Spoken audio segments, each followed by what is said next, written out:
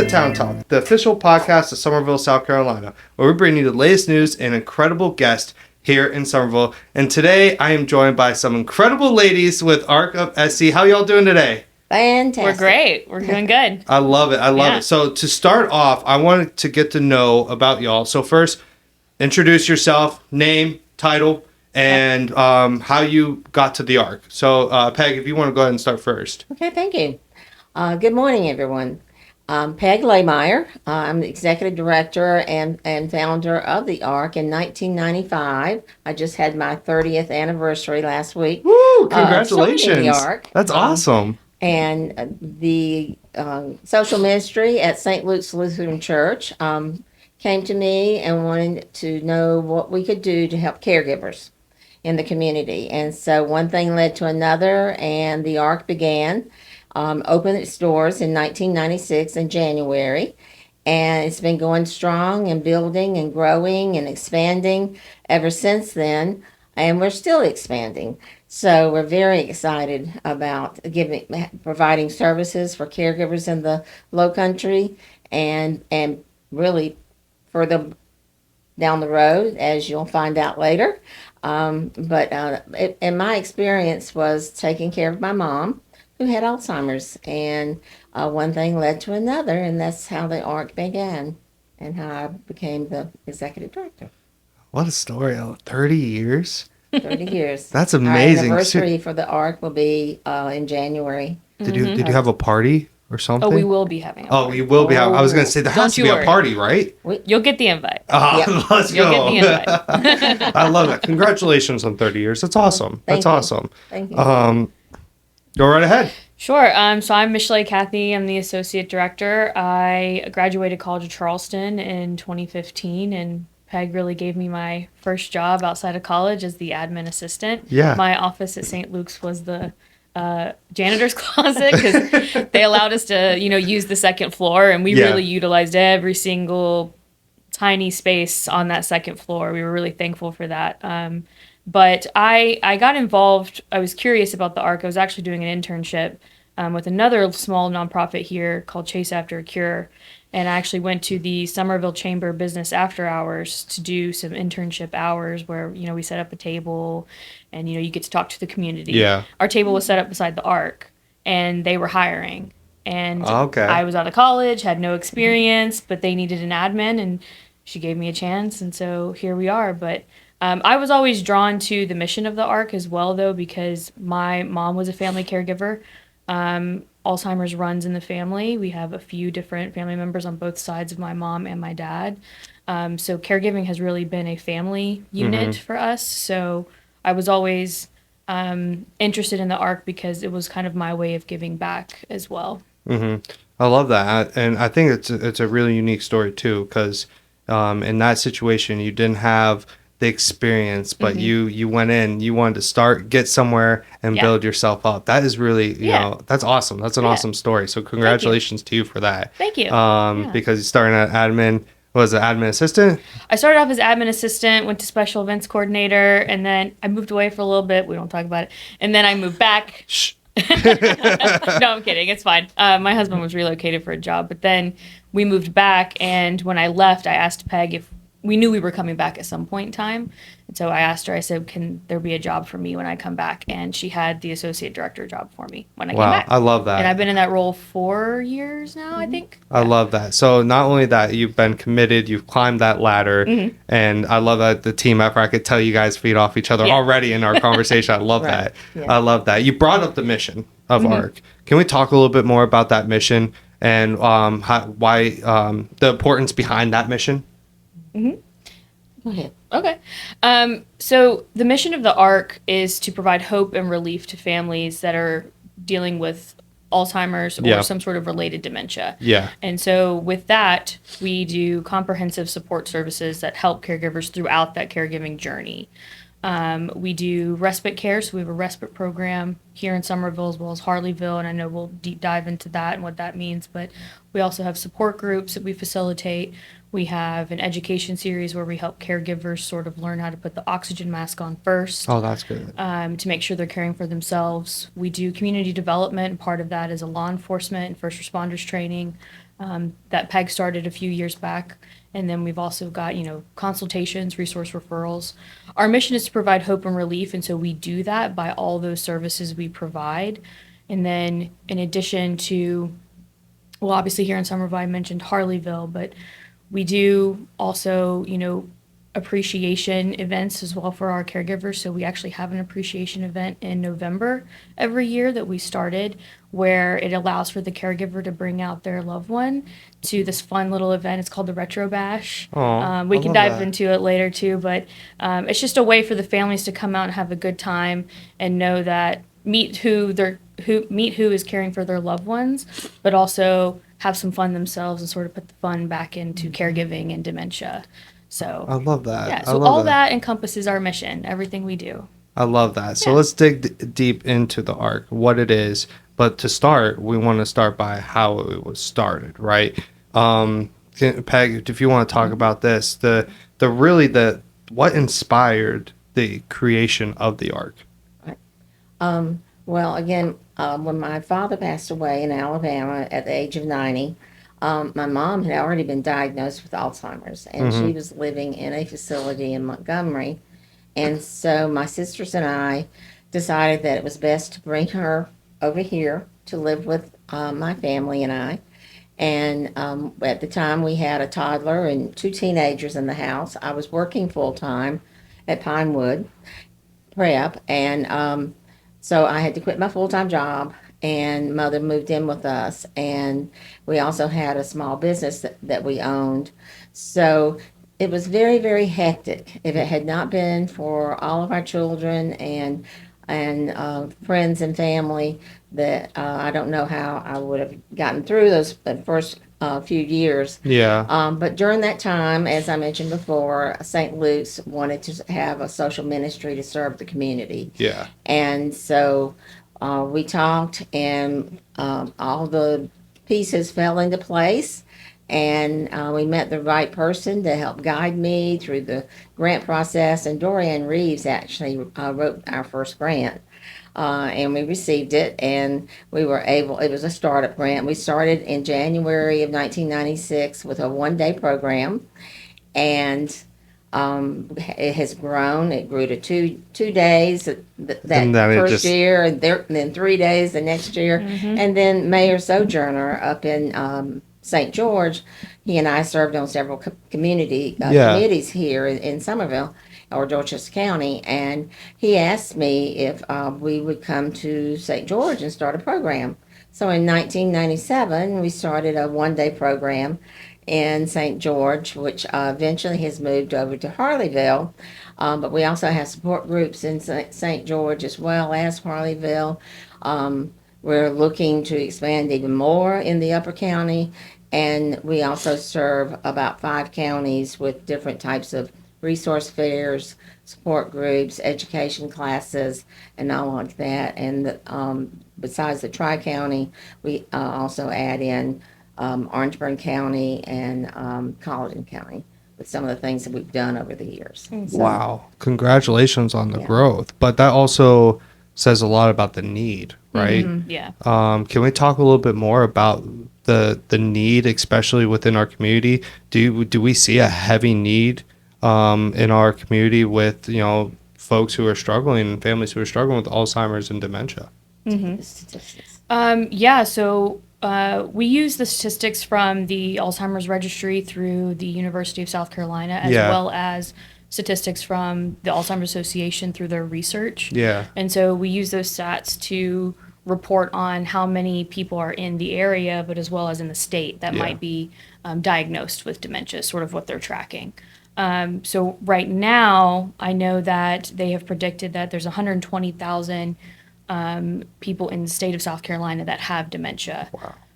You can count double that of caregivers, right? Because you've probably got 2 caregivers in the home helping you caregive for mom or dad or for your partner, as well as raising kids, sandwich generation, right? Yeah. But more than that, we've got about, I think, 20,000 in our service area alone that have dementia. Wow. So that's a lot of caregivers in this area that need assistance. And not all caregivers need full-on respite, and not all of them are interested in support groups, but sort of what happens is if they are interested in some sort of help, they contact us.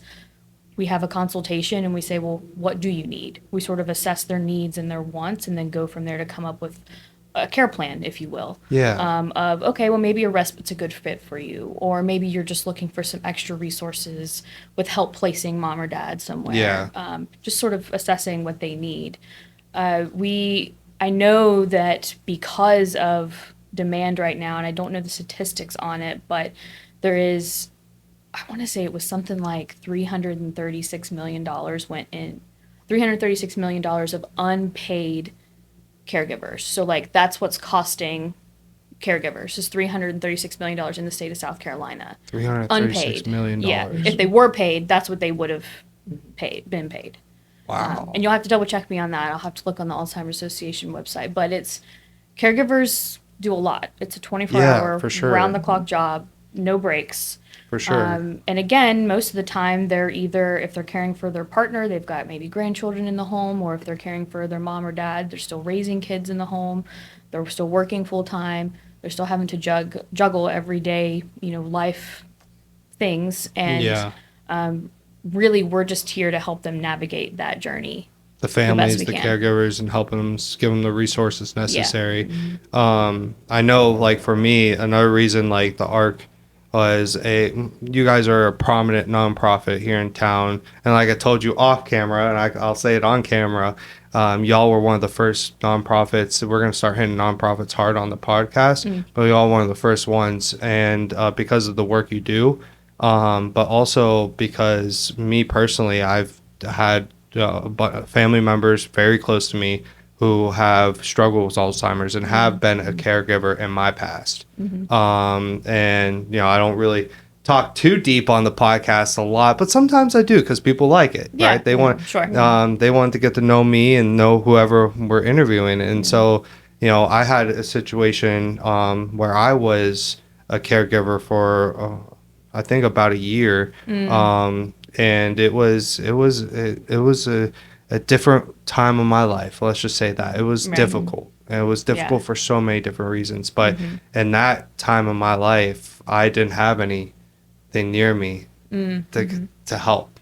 Yeah. And so knowing that like there's caregivers out there right now that have the resource of y'all that might not know too, right? Oh, sure. Right? There might be some that still don't know. And that's why I hope this podcast does as well. Because they find out. They're like, oh, wait a second, I have people behind me. Yeah. Right? That's something really powerful behind that.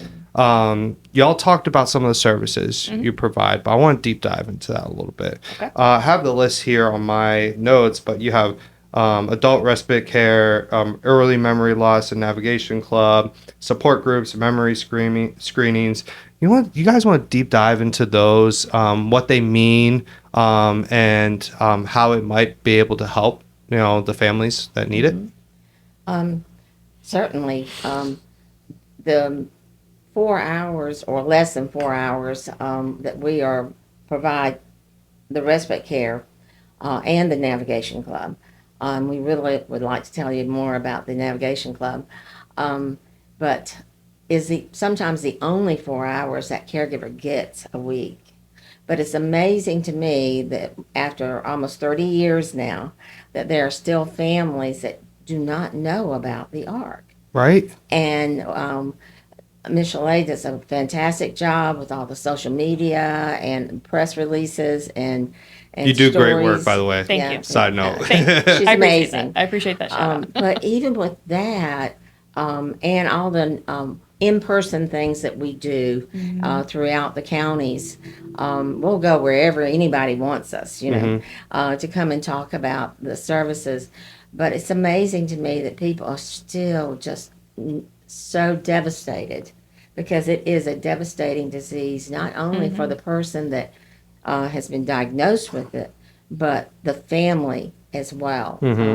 Because sometimes it's a 24/7 job. Yeah. I used to sleep on the sofa at night because my mom was a wanderer at night, and she would try to get out of the house. Yeah. So I didn't even sleep in my own bed So, and I know that happens with a lot of families and caregivers.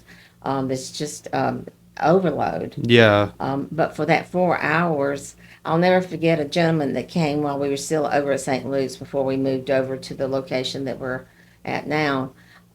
He came and he says, "Well, what can I do for 4 hours?" You know, he had his wife, come to do, and she was sitting in with the group while he and I were talking and doing the necessary paperwork.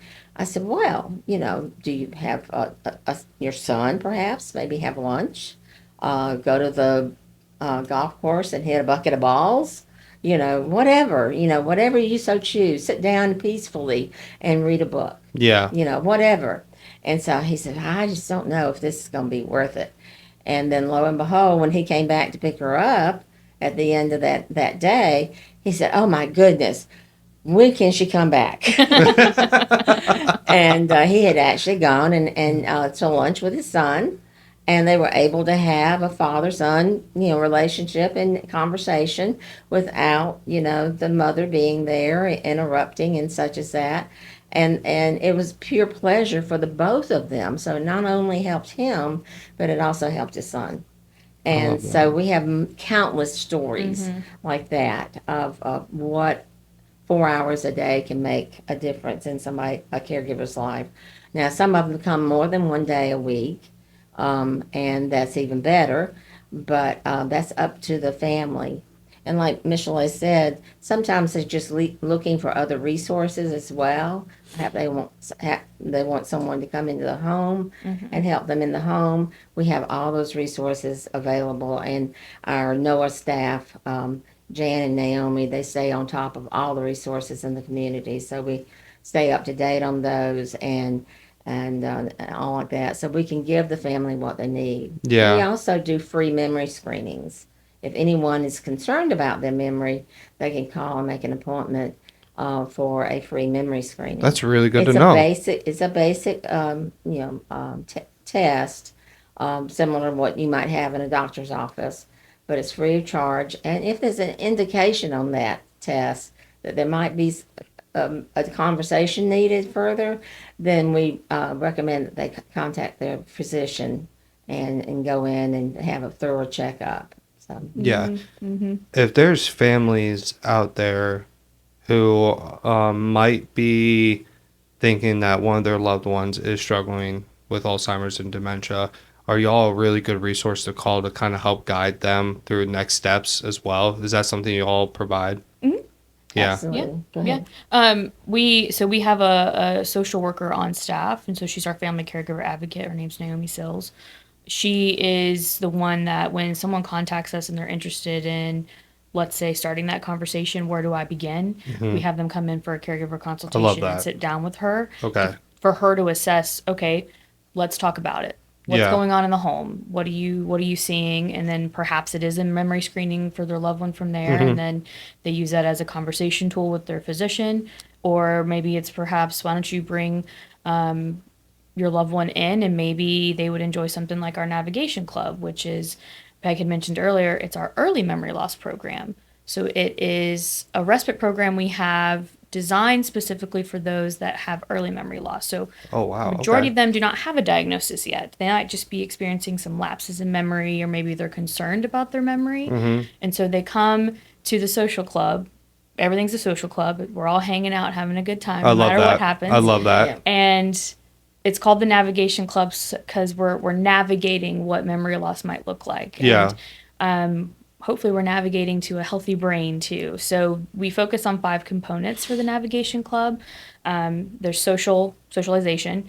There's nutrition. So we make sure we have a healthy snack every day, and we teach them the importance of healthy snacks. I love that. We also do mindfulness. So making sure we're speaking positively. We're doing things that make us happy. We're also going to do physical activities. So we do a lot of physical activities because we know that physical activity really increases brain activity and helps, keep a healthy brain. So, gosh, on any given Friday or Monday that we have the Nav Club, they're doing cornhole, they're doing bowling, they're doing... I love that. We have chair exercises too, but this group really is like outside doing things. Sometimes we'll have an outdoor gardening day, which they did, where they They created a wildflower garden. I love that. Love that.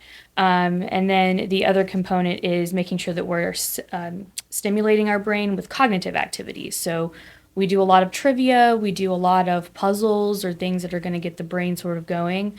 The NAV Club also takes home homework that they work on with their loved ones throughout the week. That's awesome. So we've heard from several people in the NAV Club that they were sort of able to bond with their grandchildren by doing their homework together. And everyone did homework, or their grandchildren would help them do their homework. Yeah. 'Cause, listen, some of those questions on the trivia and stuff, I'm like, I need Google for this. I don't even know what's going on here. And some of them are using Google. Some of them are using Google. Yeah. That's true. But it's a different program comparatively to our respite program. Yeah. The caregiver still gets a break. They still get 4 hours to themselves, but the person in the club might not have a diagnosis, whereas with the respite program, they do have a diagnosis of some form of dementia. Okay. So they're just two social programs that are set up a little bit differently, but it's about making sure we're there for caregivers in different stages of the journey. Mm-hmm. And with these programs and social clubs that y'all have, I love that, by the way. Are they full? Is there a cap on these the number of folks that you can have in the social clubs, and how's that looking? Go ahead. Our social respite program is capped at 10 per day. Okay. That's because we have volunteers that help with the program and all the social activities. So we want the numbers to be right and not be crowded. Makes sense. Everybody Absolutely. gets individual attention. For the navigation club, it's capped at 12 because they're more independent. We have fewer volunteers needed on those days. And right now we do have openings. Summertime is a time where people are traveling or moving or whatever. So we see some attrition over the summertime. Right now we do have vacancies. I just recommend anyone that's interested in learning more about it to just give us a call and come in and talk to us about it. And we see where their person would be better fitted, whether it's the social respite, or navigation club. But we are open Monday through Friday, and 2 Mondays a month are social respite, 2 Mondays a month are navigation club. Okay. And then Tuesday, Wednesday, Thursday is social respite, and Fridays are always navigation club. I love that, and all that's on your website. Yes. I bet. I figured it would. yeah. I figured you're on top So of it. nobody has to take notes. Just go to our website. Just listen. We talked a little bit about staff. How big is your staff? And then I want to dig into volunteers after that. Okay. Presently, our staff, we have 8, but we are starting a hiring process for a couple of positions that we need to add, replacement positions, but we have Bambi Rushton is our program coordinator in Harleyville at the program up there. Okay. She also is the facilitator for the 2 support groups up there. There's one in St. George and one in Harleyville.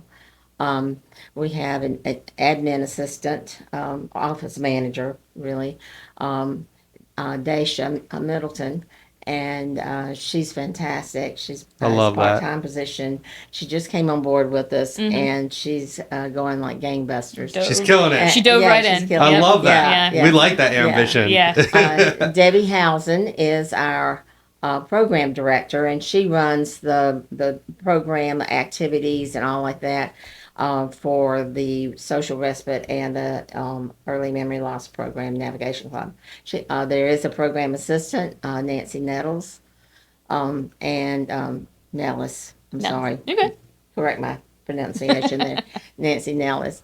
And then for our NOAA project, and NOAA stands for Neighborhood Outreach Alzheimer's Help. Okay. And that was formed in 2008 as our community outreach program, which includes all of our resource fairs, education classes, going to groups and just talking about the arts services and all the outreach things that we do.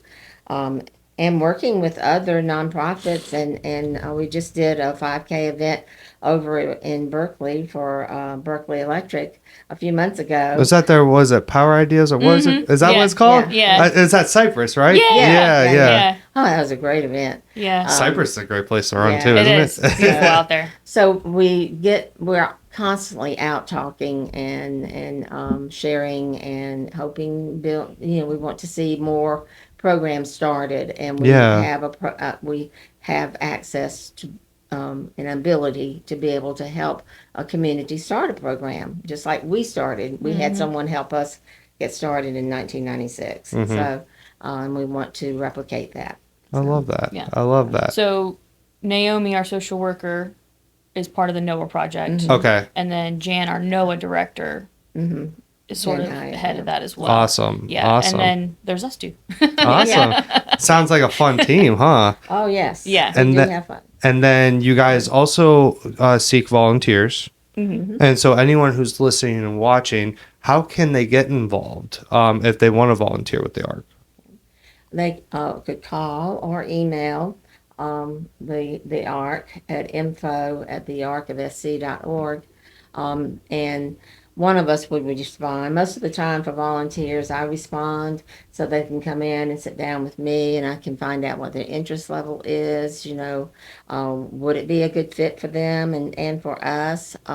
Would they want to be a program volunteer in the activity section, or would they rather volunteer for events or things around the property or whatever? So we just find out what they're interested in doing, and then we go from there, and they come and visit and decide if it's their cup of tea, and then voila, they're an ARK volunteer. I love that. I love that. So for our listeners and watchers, in the bio, I will go ahead and add the link to y'all's contact. You all want to volunteer, I'm sure they would love it. So, volunteer. We love that. Shoot, I might volunteer. We love it. Please, I might reach out to y'all. We'll talk about that offline a little bit, because I'm definitely interested. Can I also add, we're also open to internships. Oh, that's good. Yeah.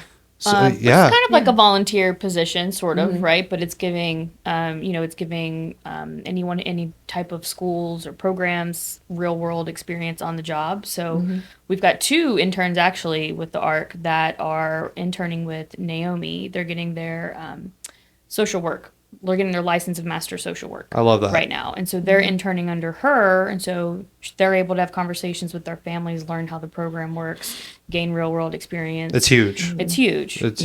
That's good to know. So any of our college folks, keep an eye if you have your kids or your grandchildren who are looking for internships. That would be a great one as well. We've had several that are doing an online education course, and one that's presently with us right now, she's her course of study, as she said, is social work, but it's through the University of Kentucky.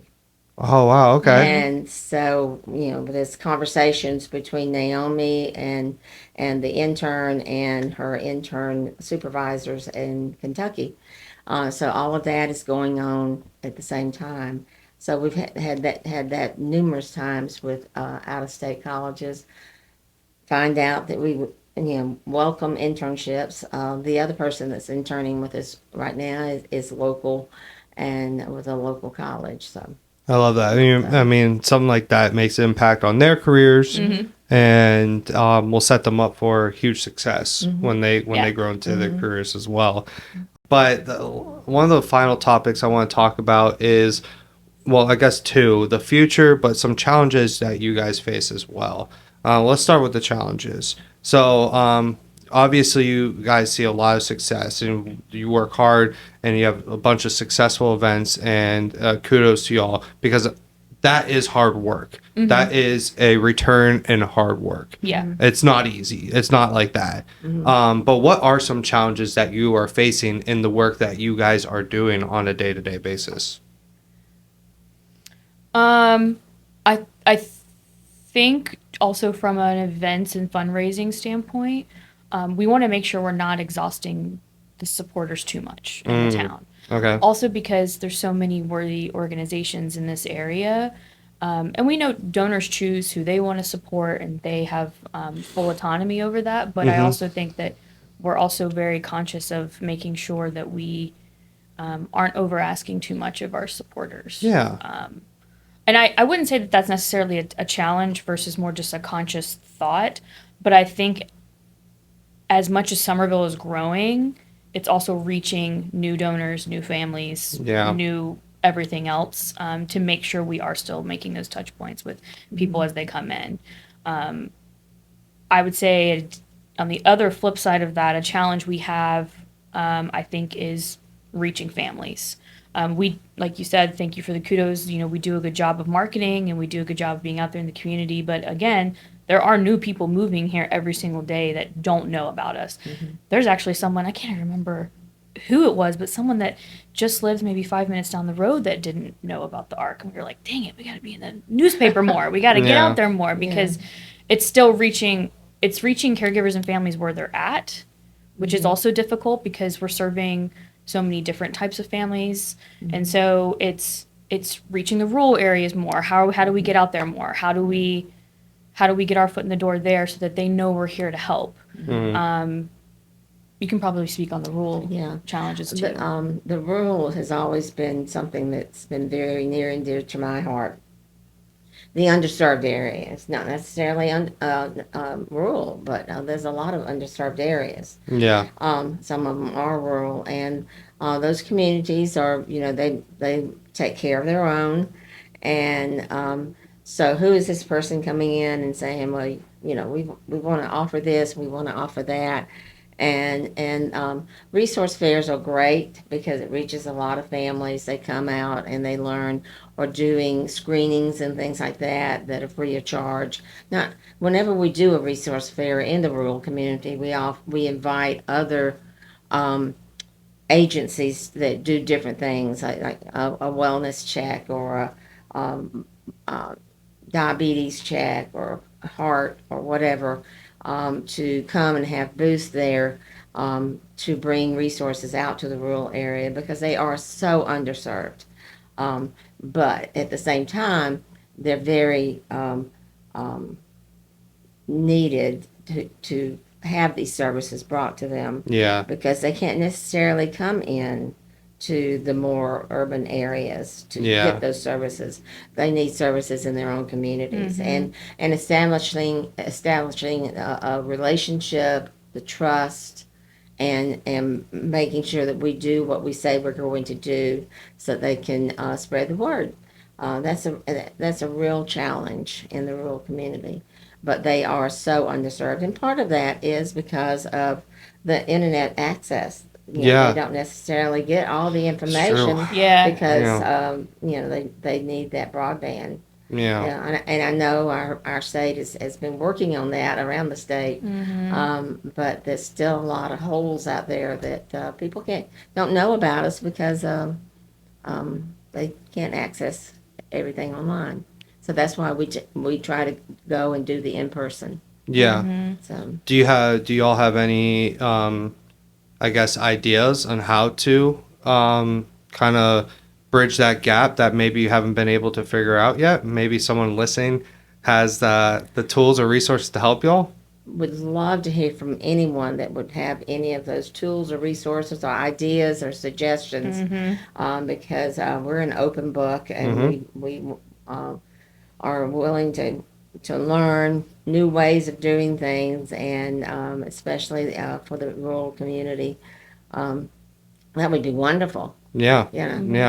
Or if anyone listening knows who sort of the movers and shakers are of the rural communities and they want to introduce us, set up a meeting, we would be more than grateful to have those conversations. I'm going to challenge y'all, listeners and watchers. I'm going to challenge y'all. Figure out who your people are, your connections. Let's get some help for the ARK. I think another challenge that we haven't touched on yet is that it's unfortunate that the need is growing. Yeah. And it's growing more than what we can match.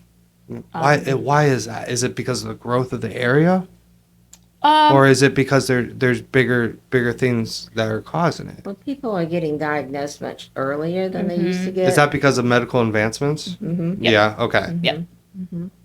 And so we're seeing younger people needing services, especially with the early memory loss program, or the support groups, because we do have 5 support groups around the area. One of them's virtual,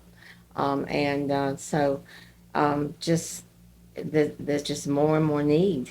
Mm-hmm. And if we can reach those with our education classes, which we haven't even touched on yet, with the powerful tools for caregiver classes that Jan and Naomi and a couple of other people help with, we have reached, that's a virtual program, or it can be in person, but most of them are virtual now, and we have reached people across the entire United States teaching those classes, and also teaching the class leader training to train the trainer in those communities, whether it be Minnesota, California, Washington State, even into Canada. We have done the Train the Trainer program online, so that they can take that Powerful Tools for Caregivers workshop, which is a 6-week workshop for the caregivers, free of charge, and they can take it and teach it in their neighborhoods. All right. But so we're always looking for ways to reach more caregivers. Yeah. But not necessarily us providing the services, but teaching other people how to provide those services. Yeah, but with the need growing, right? With that growing, that means ultimately the ARK is going to grow. Yes. Right. So, what Yes. does the future look like for the ARK? Is it more different events? Is there new events in the pipeline? I heard y'all are growing staff and more volunteer opportunities. What does the future really look like for you guys? All those things, I would say. Yeah.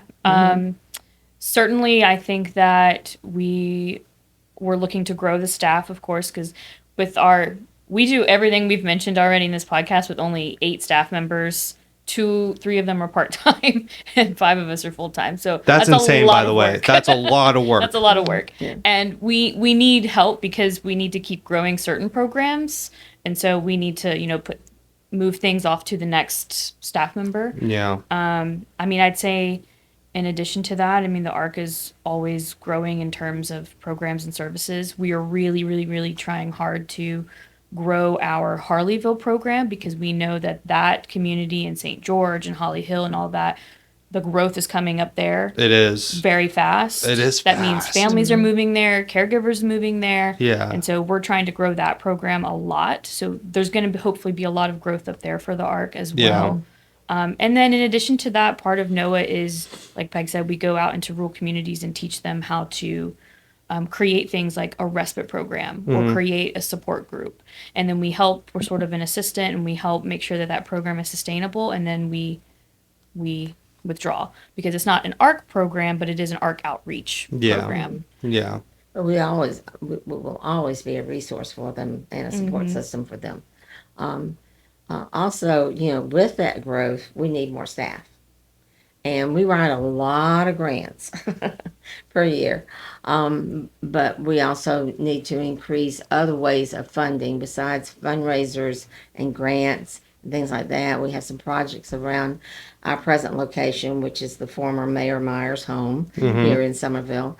We need, different things going on there. We want to expand the space and have other things going on there, which we're in the planning stages of. But all of that takes donors and supporters and possibly more fundraisers. But and all of that takes more staff. So it's a kind of a catch-22. Do you get the staff? Do you get the funding? Or do you try to do both at the same time? So that's a real challenge. It is, yeah. It's a real challenge. But you guys have figured it out so far, and you're still figuring it out. So far. And for all these years, I'm sure you're going to continue now. Come on. It's a work in progress. Yeah. But just from talking to y'all, I can see the dedication and the hard work that you guys put in. And so I know our listeners or watchers are going to hear and see the same thing. And so if anyone listening or watching feels that this is a cause that hits home to them and have the needs and are the way to donate, I'm sure y'all would be open to that as well. Yeah. We'll provide all that information. But when it comes to all the stuff that you guys have going on, information, anything like that, you guys have social media pages, right? Oh, yeah. Yeah, you got social media, website. Anything else I'm missing when it comes to just kind of getting information from y'all? No, I mean, you can go, we're on Facebook, LinkedIn, and Instagram. And our website's thearkofsc.org. That's ARK. And we update all of it pretty frequently so that you kind of know what's going on. If you want to see a live action of what's going on in the program, you can take a look at our reels that we post on Instagram. Ooh, I love that. What they're doing in the program this week. They might be, I don't know, doing some art or exercising or anything like that. But yeah, we're on social, so follow us. I love and that. We also have, monthly newsletters that are Love that. And this is her creation. We have monthly newsletters that go out about sort of updates with the programs and what we're up to, but then we also have a weekly Caregivers Weekly newsletter where it is tailored strictly to the caregiver, and it's got, maybe dementia and Alzheimer's are in the news because of recent research qualifications or things like that. Publications, I meant to say. Or sometimes, if there's a local resource that's holding a resource fair, we posted in that. We also have different webinars that are held through the Alzheimer's Association, the Alzheimer's Foundation. Any type of information, we try to put it in that weekly email so that they're getting some sort of touch point throughout the week. I love that. And people can sign up for that newsletter under no obligation or anything like that. And we just want people to see the newsletter and see the content and hopefully gain something from the content. Yep. I love and then that. if they want to reach out to us, that's the how to do that there too. So I love that. Well, we will make sure to have all that information in the bio links that they can quickly access, sign up link, and their we'll have their social media links as well. Go follow them. Sign up for their newsletter. I actually am signed up for y'all, so I get your newsletter. So I do the same. For the sake of the conversation, is there anything else you guys want to share in regards to ARK or anything else for the sake of to the community? We just really want to say thank you for this opportunity. Of course. This has been wonderful, and I hope that people will listen and enjoy and learn something and reach out to us if we can help you in any way. Of course. And thank you guys so much for coming on. To our listeners and watchers, thank you guys for tuning in to this episode. I think we're going to be doing a lot more nonprofits in the future, and there's no better way to start off than ARK and what you guys do for our community and beyond. So thank you guys for everything you do. But if you all have any questions or concerns for them, please reach out to them. Let them know. If you have any recommendations on nonprofits you want on the podcast, let me know. My email's always open. But until next time, see y'all. And thank you guys. Thank you.